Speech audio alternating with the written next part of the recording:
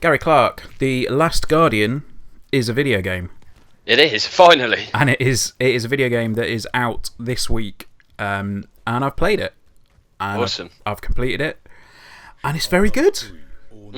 Yeah. It looks it, to be honest, from what I've seen. Yeah, it's obviously, it's been nearly a decade in the making, which sounds really weird to talk about a video game like that. But it's kind of been originally a PS3 game. It's been turned into a PS4 game, and it's from the same guy that the same team that did Shadow of the Colossus and Eco. And that's immediately apparent as soon as you start the game. The art style is just absolutely stunning. Gorgeous. Technically there are some issues. I'm not gonna sit here and bullshit everybody, but it does drop frames here and there. I played through the game on a PS4 Pro. There is a separate video which will be up hopefully at the same time as this, if not a bit later on, where I go through some of the differences. But to be honest, there aren't really any graphical differences between the base PS4 and the PS4 Pro. Okay. The main difference is the frame rate. Seems to run a little bit closer to a solid 30 on the Pro than it does on the standard PS4. Right. But yeah, on the whole, I'm really impressed with the game. The beast, if you want it, the creature, Trico as he's called. Trico, yeah. Is genuinely one of the most impressive things that I've seen in a game for a while. He or she, I don't know if it's a boy or a girl. I've kind of tried, in my written review, I've tried to avoid any any gender pronouns, but... I take it doesn't tell you if it's a boy or a girl, then? No, it's quite ambiguous with that, which is, it's quite nice. But yeah, Trico is feels like a real animal. I know that sounds really strange, but the AI's there and learns by itself, and it kind of the bond that you have with Trico grows over the course of the game, and that's really what the whole game's about. You're trapped in this place, you've got to get out, and you've got to somehow get Trico to help you out to do that. And the way that you do it is you just kind of like you would with a pet. You feed it, you kind of help Trico to understand a little bit more about you and just make sure that he's alright or she's alright. If they get into a fight, you can pull out arrows and spears and stuff like that to help them recover. And it's a really nice sort of boy and his beast tale. And I'm really impressed with it. I think the thing is with Shadow of the Colossus and Eco, they are two legendary titles. Definitely, yeah. From the PS2 days. And this was supposed to be a PS3 game, as we all know, but then it got delayed and delayed and delayed. And now it's finally here. And I think in some respects, it surpasses what Shadow and Eco tried to do. Okay. I think in terms of the art style, in terms of the scope, in terms of the ambition, the game is enormous and it is really, really impressive. There are some things in there where I was sat there thinking, this is probably a bit of a throwback. And sometimes things do feel almost a little dated. Yeah. And there are some issues with things like the camera as well. There's some very minor problems that I had when, if you're swinging the camera around and Trico gets in the way, the camera doesn't know what to do with itself, so it kind of fades. It fades to black for a second and then it resets itself, so it doesn't. It recognises that it's getting into trouble rather than just kind of bugger about with it, which is quite a nice little thing. The other thing as well is that I very nearly got quite badly stuck in a couple of places. Oh, really? Yeah, because it's there are puzzles that you've got to get around, environmental puzzles. You've got to kind of get to, you've got to figure out a way to get out of a room, or figure out how to get past this part, or figure out a way for Trico to come in or get out, or something along those lines. And there's a lot of stuff where I kind of, I was grateful that the game doesn't have, the game doesn't have a HUD. It doesn't have things basically pointing you in the right direction. It doesn't say go over here and press this button. You've got to figure it all out yourself. Yeah. And it's a really nice throwback to when games didn't over tutorialize everything. Because I mean, you look at, I know it's an entirely different genre altogether, but you look at Call of Duty, and it's like you've got a big mark on the back that just says follow, and then press X, or something's glowing bright red or bright yellow, and you walk over to it to press it. But within The Last Guardian, there is nothing like that. You kind of just go in, you do your own thing, and it's a very linear story. It's a very linear path, but you have to figure it out all yourself, which is I quite like that. I really enjoyed it. And yeah, I think, as I say, the main thing for me was that the frame rate and the sort of slightly dated feel to some of the mechanics detracted a little bit, but overall I think the art style, as I say, the scope of the game, and just how beautiful it looks, and the way that the story unfolds, and the way that everything kind of develops in front of you is really impressive. And I absolutely love it. So yeah, go on.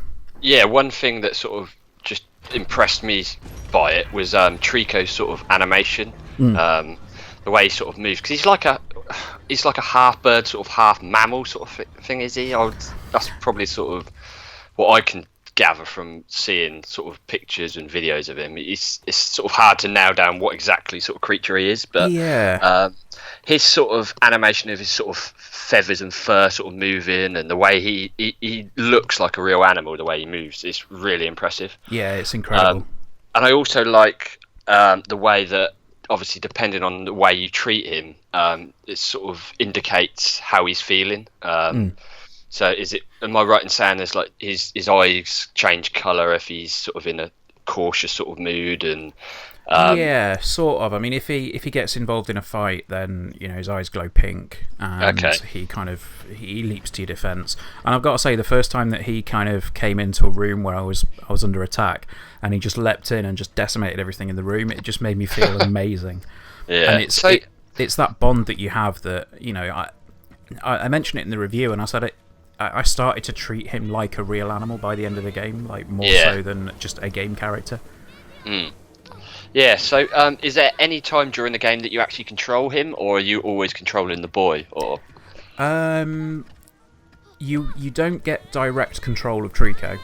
Right, okay. You do have the ability to issue commands as the boy. Okay. So as you grow, as the bond starts to grow, and as Trico trusts you more, and as you sort of gain this trust between the two of you, you can then basically guide him and say, okay, jump over here, or just sit, or yeah. Okay. And it's sometimes there's points where Trico seems to be really stubborn.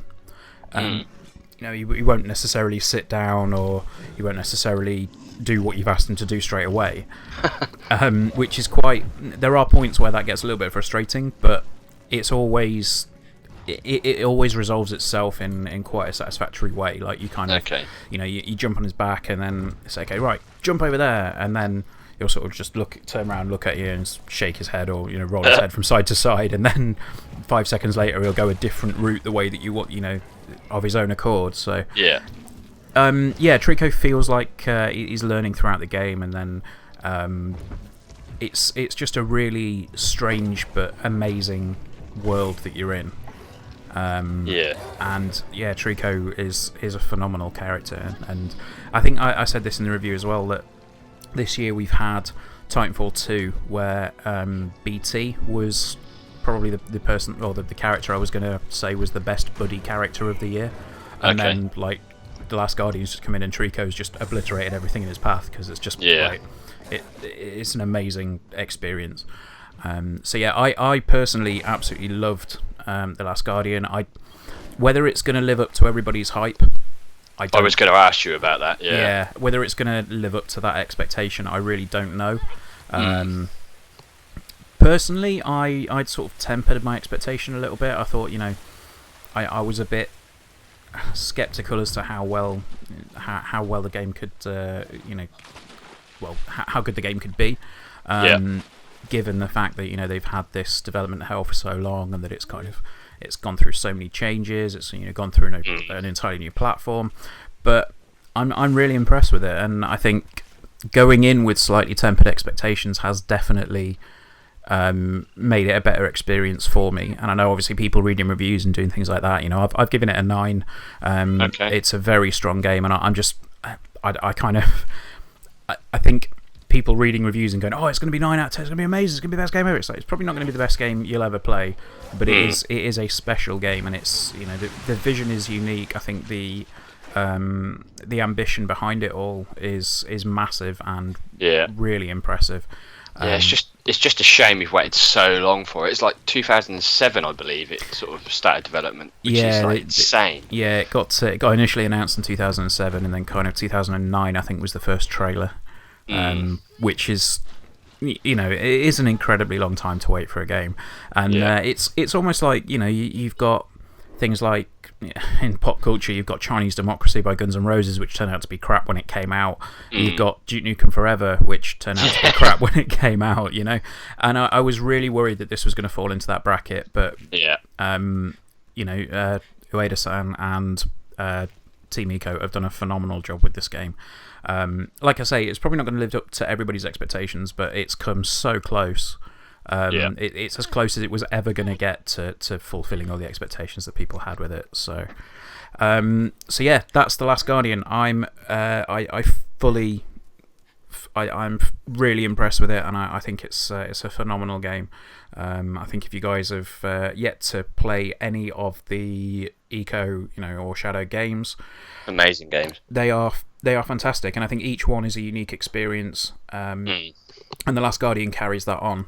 And it does feel a little bit familiar, but then it's taken some of the mechanics from Shadow of the Colossus and Eco, so you've got an evolution of that style of game. And yeah, I can't recommend it highly enough. I think if people had any passion for those games or any fondness for them, then pick them up. And I know a lot of people as well. I'll say just before we wrap up, a lot of people were worried about the length of the game. I think they were saying they were expecting it to be about 4 or 5 hours, given the trouble that it's had. It took me about 12 hours to get through the whole game. Okay, so that's you're getting quite a lengthy sort of game out of it then, which is good. Yeah, and there's it looks great, and it's out on the 6th of December. Am I right? It's out on the 7th, so that's it's out on Friday. Okay, so that was. I think I'm thinking of North American release. I think it's the 6th, but yeah. Yes, so. It's out on the 7th, which is Wednesday. It's out on Wednesday. Awesome. Definitely going to be picking that up. Yeah, it looks great. It's well worth it, and I think as a PS4 exclusive, it's definitely one to get involved with. So awesome. That's going to do us. Thank you for joining me, Gary, and thank you for watching, guys. Please make sure to like, share, comment, and subscribe. Check us out on Twitter and Facebook and everything else, and we'll see you soon. Bye. Bye.